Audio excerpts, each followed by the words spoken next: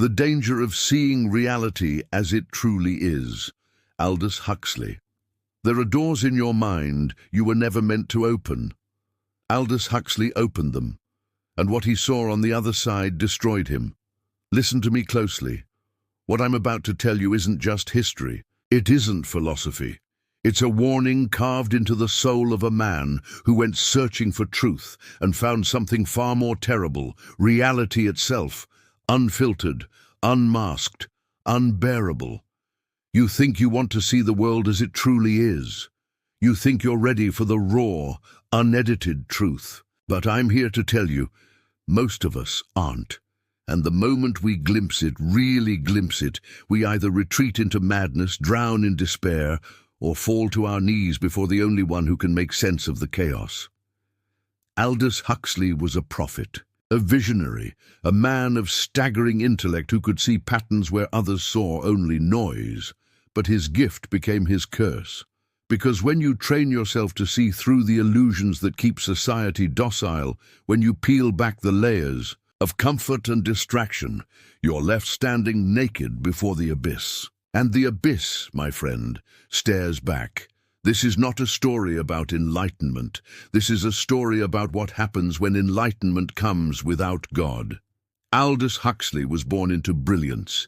His grandfather, Thomas Huxley, was Darwin's bulldog, the man who championed evolution against the religious establishment. His brother Julian was a biologist, a humanist, a mind that shaped the 20th century. Aldous himself, a writer whose words could cut through steel, a thinker who saw the machinery of power, propaganda and control long before the rest of us even knew we were being manipulated. He wrote Brave New World in 1932. Think about that. 1932. He predicted a society narcotized by pleasure, engineered for compliance, stripped of meaning. He saw the future with terrifying clarity, a world where people would love their servitude, where freedom would be traded for comfort, where truth would be buried beneath an avalanche of entertainment. And he was right. But here's the danger. Huxley didn't just observe reality.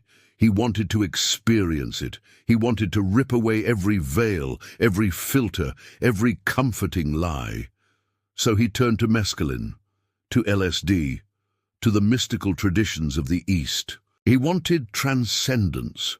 He wanted to see the universe as it truly is, beyond the narrow bandwidth of ordinary perception. And he got his wish.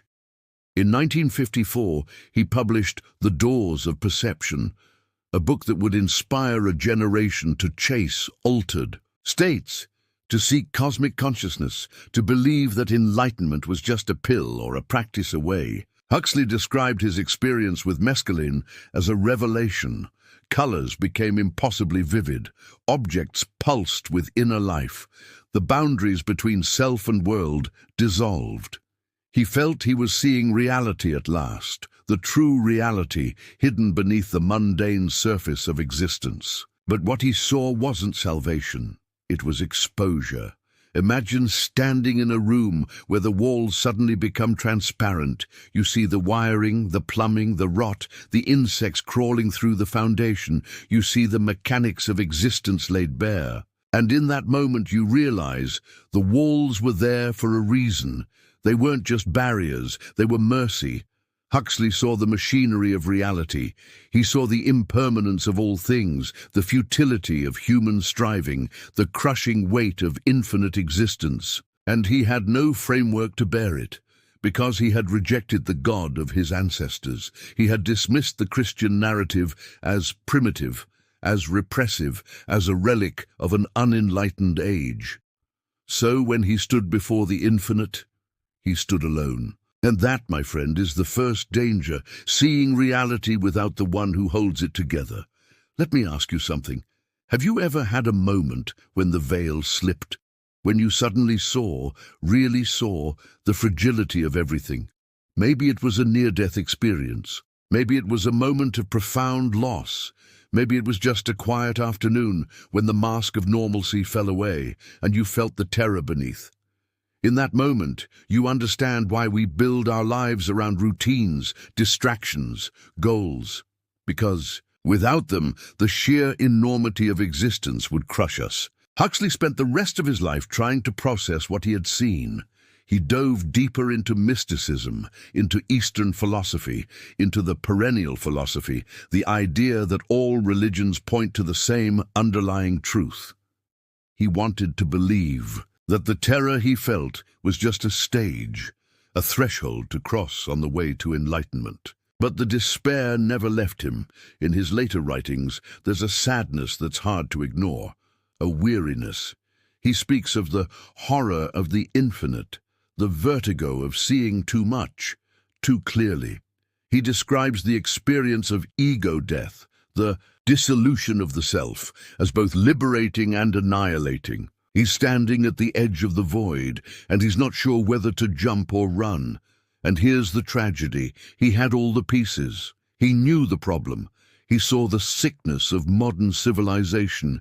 He understood that we were being pacified, manipulated, lied to. He knew that most people live in a dream, a comfortable illusion, designed to keep them productive and obedient. But he couldn't offer a solution, because his solution was more seeing, more awareness, more consciousness. And the more you see, the more unbearable it becomes, unless you see through the eyes of the one who made it all. This is the second danger.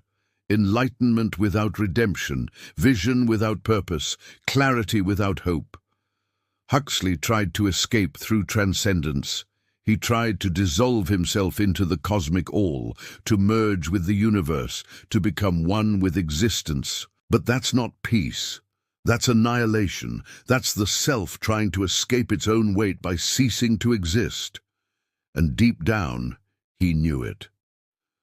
On his deathbed in 1963, Huxley asked his wife to administer LSD.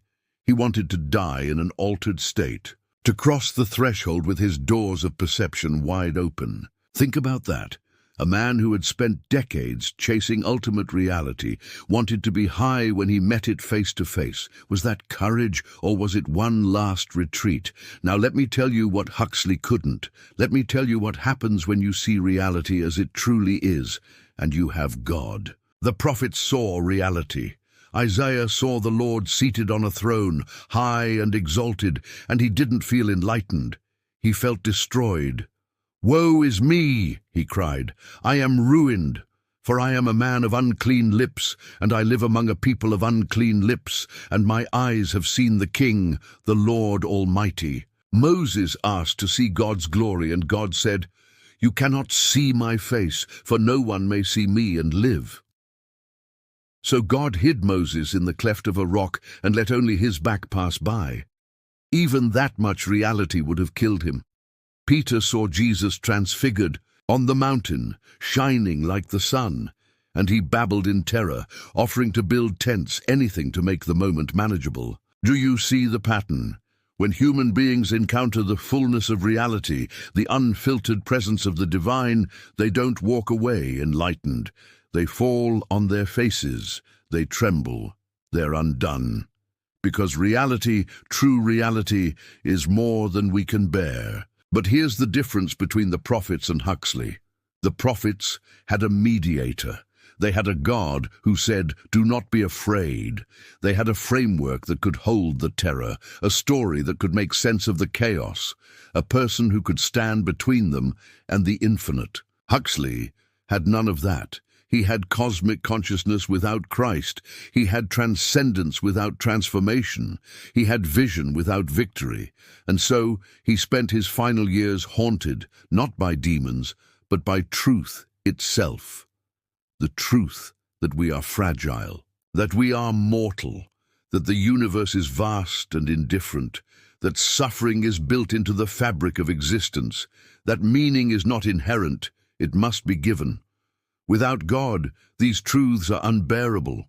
They lead to nihilism, despair, or the desperate attempt to escape into mystical dissolution. But with God, everything changes. With God, fragility becomes dependence. Mortality becomes the doorway to eternity. Suffering becomes redemptive. And meaning is not something we create. It's something we receive from the one who spoke the universe into being and called it good. This is the third danger, believing that consciousness alone can save you, that enlightenment, awareness, or mystical experience can heal the wound at the center of your soul.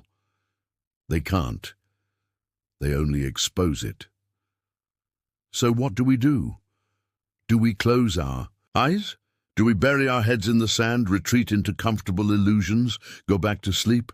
No. 1,000 times no. We are called to see. We are called to awareness. We are called to confront the lies, the propaganda, the systems of control that Huxley so brilliantly exposed. We are called to live with eyes wide open. But we are not called to see alone. Here's the truth that Aldous Huxley missed. The truth that could have saved him. Reality is not just terrible, it is also glorious. And the same God who made you too small to bear the weight of infinite truth also made himself small enough to bear it for you. His name is Jesus. Jesus looked at reality without flinching. He saw the brokenness, the corruption, the suffering, the death. He saw it all. And instead of retreating into mysticism or numbing himself with false hope, he walked straight into the heart of it. He took the full weight of reality, every sin, every sorrow, every scream of anguish, onto his own shoulders. And he didn't collapse. He conquered. The cross is God's answer to the problem of seeing too much. It says, yes, the world is broken. Yes, suffering is real. Yes, death is coming for all of us. But I have entered into it, and I have overcome it. And now, because of him, you can see reality as it truly is, and not be destroyed. You can stare into the abyss and hear the voice of God saying, I am with you. I will never leave you. I will never forsake you. This is not escapism. This is not denial. This is not the opium of the masses. This is the only foundation strong enough to bear the weight of truth. Huxley was right about the problem. He was wrong about the solution. So let me bring this home. Let me make this real for you. You're living in Huxley's brave new world right now. You're surrounded by distractions designed to keep you docile. You're being fed a steady diet of entertainment, outrage, and shallow pleasure. You're being told that happiness is a chemical imbalance, that meaning is whatever you make it, that truth is subjective. And part of you knows it's all a lie. Part of you feels the dissonance. Part of you wants to wake up, to see clearly, to live authentically. And that's good. That's the image of God in you, refusing to be satisfied with illusions. But here's my warning. Don't go searching for truth without a guide. Don't try to shoulder the weight of reality without the one who made you. Don't follow Huxley into the wilderness of enlightenment without Christ as your compass.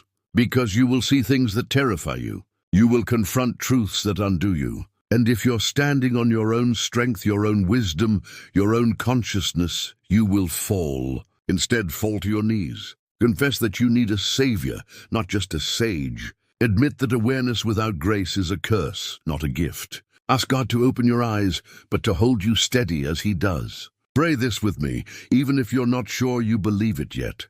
God, I want to see truth. I'm tired of living in comfortable lies, but I can't do this alone. If you're real, if you're there, hold me as you show me. Don't let me be crushed by what I see. Give me the courage to face reality and the grace to live in it. Through Jesus, who walked into the darkness so I wouldn't have to walk alone. Amen. Aldous Huxley died with his doors of perception wide open, but he died alone. He saw the machinery of existence, but he had no one to trust with what he saw. He glimpsed the infinite, but he had no anchor to keep him from being swept away. You don't have to make the same mistake. The danger of seeing reality as it truly is isn't the seeing. It's trying to carry what you see without the one who made it. It's believing that enlightenment can save you when only God can. Huxley opened the doors, but he couldn't walk through them. He stood on the threshold, paralyzed by the weight of it all. But you can walk through. Because someone has already gone before you, someone who looked at reality, at sin, at death, at hell itself, and said, it is finished. And because he finished it, you can see truth without being destroyed by it. You can live awake without losing hope. You can confront the darkness without being consumed. That's the gospel. That's the good news. That's the only solution to the problem Huxley spent his life trying to solve. So open your eyes. But hold the hand of the one who made them. If this message opened your eyes, subscribe, because the next revelation will shake you even more.